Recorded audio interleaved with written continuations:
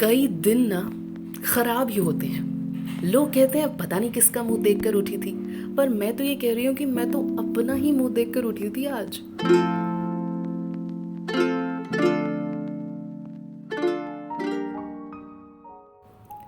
पहले तो सुबह सुबह इतनी लेट हो गई कि रोटी नहीं बना पाई, और तो और सब्जी आधी पकी और आधी जल गई। अब आप पूछेंगे कि ये कारनामा मैंने किया कैसे। दरअसल घिया उबालने रखी थी तो गैस सिलेंडर खत्म हो गया। गैस सिलेंडर जब तक बदला तो अध पक्की सी घिया दम तोड़ चुकी थी। अब उसको पकाने के चक्कर में ज़्यादा देर गैस पर रख दिया, तो अब वो ना पकी, और जो पकी थी वो पकी नहीं, एक्चुअली जल ही गई। उसके बाद भागते भागते कैब में बैठी तो कैब वाले भैया के अलग टैंट्रम्स थे। मैडम, पैसे ऑनलाइन नहीं कैश चाहिए। अरे फॉरेनर्स इंडिया में आके डिजिटल पेमेंट्स कर रहे हैं और ये देखो इनको। मैंने तो भैया ऑनलाइन ही पेमेंट की, चाहे कैब वाले भैया नाराज होएं, दुखी होएं, जो मर्जी करें। फिर ऑफिस पहुंची तो मैनेजर का मूड जबरदस्ती खराब था। अपने मूड स्विंग्स के चलते मुझ पर बरसने लगे थे कि मैंने भी अच्छे से सुना दिया।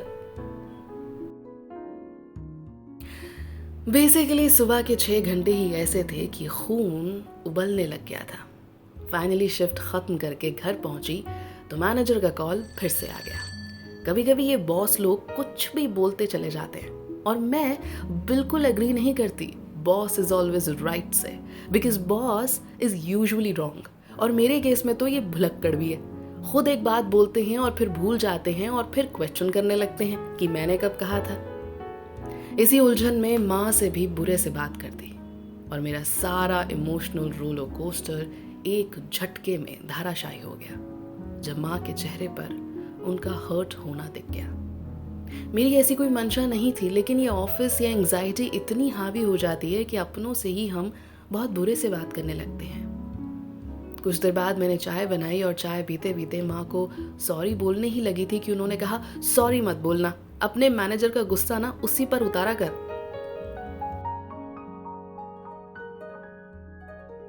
मैंने कहा, कितनी बार डांटूं उसको, दिन में भी झाड़ दिया था, सुधरता ही नहीं है।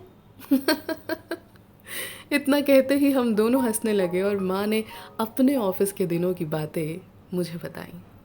सच, माँ जैसी कोई नहीं।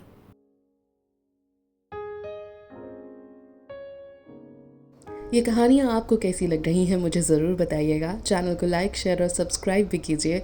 आपके कमेंट्स की वजह से ही मुझे हर रोज़ ये एनर्जी मिलती है कि नई स्टोरी आपसे साझा करूँ।